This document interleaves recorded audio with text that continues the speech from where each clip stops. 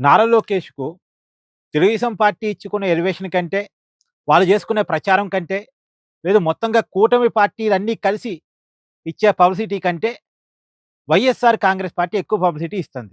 ఇప్పుడు మీరు చూడండి, మెగా డీఎస్సీ విషయంలో అక్రమాలు జరిగాయి అని ఎలాంటి ఆధారాలు లేకుండా చేసిన ఆందోళన ఫలితంగా, పైగా నారా లోకేష్ రాజీనామా చెయ్యాలని డిమాండ్ చేయటం వల్ల, అంటే ఒక్క ప్రూఫ్ కూడా చూపించకుండా నారా లోకేష్ రాజీనామా చేయాలని అడగటం ఫలితంగా జనాల్లో ఎలాంటి చర్చ నడిసింది? నారా లోకేష్ మెగా డీఎస్సీ ద్వారా 16,000 ఉద్యోగాలు నింపడం అనేది జగన్‌కి నచ్చలేదు. అంటే జగన్ చేయలేని పని లోకేష్ చేశాడు. అది జగన్‌కి కడుపు మంటగా ఉంది. కంటగింపుగా ఉంది. లోకేష్ ఎదుగుదలని జగన్ తట్టుకోలేకపోతున్నాడు. లోకేష్‌కి ఎదురవుతున్న పాజిటివ్ ఇమేజ్‌ని జగన్ తట్టుకోలేకపోతున్నాడు. లోకేష్‌ని చూస్తే జగన్ భయపడుతున్నాడు. ఈ చర్చ బలంగా జరిగింది. పైగా లోకేష్ 16,000 ఉద్యోగాలు ఇచ్చాడన్న విషయాన్ని నిజానికి 2025లో ఇచ్చారు. కానీ ఇప్పటికీ పదే పదే జనాల చెవుల్లో జోరీగలాగా వైసీపీ గుర్తు చేస్తుంది. లోకేష్ మెగా డీఎస్సీ ద్వారా 16,000 ఉద్యోగాలు నింపాడు, 16,000 ఉద్యోగాలు నింపాడు అన్న విషయాన్ని గుర్తు చేస్తా ఉంది. దీనివల్ల లోకేష్ ఉద్యోగాలు ఇచ్చిన వాడు, జగన్ ఆ ఇచ్చిన ఉద్యోగాల మీద ఏడుస్తున్న వాడిగా జనంలో క్రియేట్ అయింది చర్చ. ఇప్పుడు Lokesh versus Jagan comparison create కావటానికి కారణం వైసీపీ చేసుకున్న ప్రచారమే. ఈ కంపారిజన్ వల్ల లోకేష్ ఏమో పాజిటివ్ కనెక్ట్ అవుతున్నాడు. జగన్ ఏమో నెగెటివ్‌గా కనెక్ట్ అవుతున్నాడు. ఆ లోకేష్ ఇమేజ్ పెరుగుతుంది. జగన్ ఇమేజ్ డ్యామేజ్ అవుతుంది.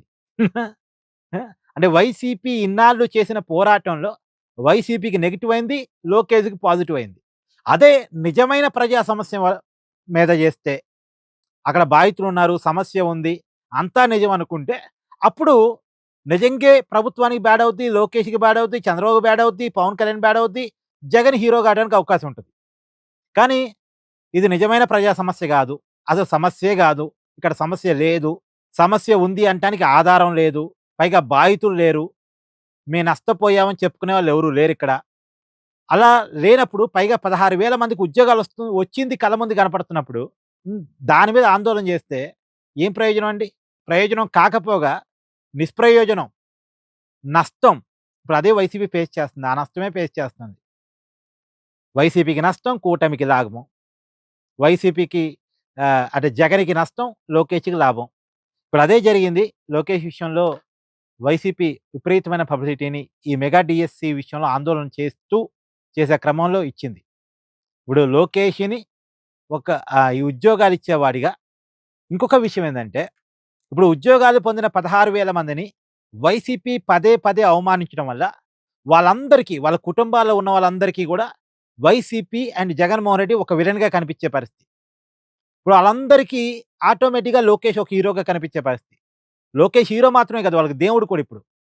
మామూలుగా ఏ ప్రభుత్వమైనా ఉద్యోగం ఇస్తే, ఆ ఉద్యోగం తీసుకున్న వాళ్ళు ఆ ప్రభుత్వాన్ని ఆదరిస్తారు. ఆ నాయకుడిని ఆదరిస్తారు. కానీ ఆ ఆదరణ అనేది ఒక పరిమితితో ఉండొచ్చు గాక.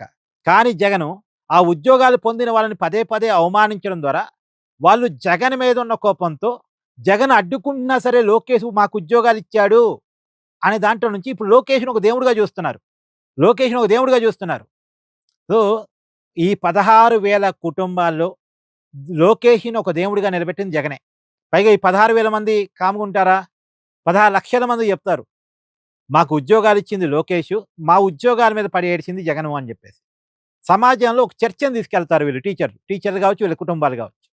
సో, లోకేష్‌కి అనుకోని పబ్లిసిటీని, అనుకోని హీరోయిజాన్ని వైసీపీ ఇచ్చింది.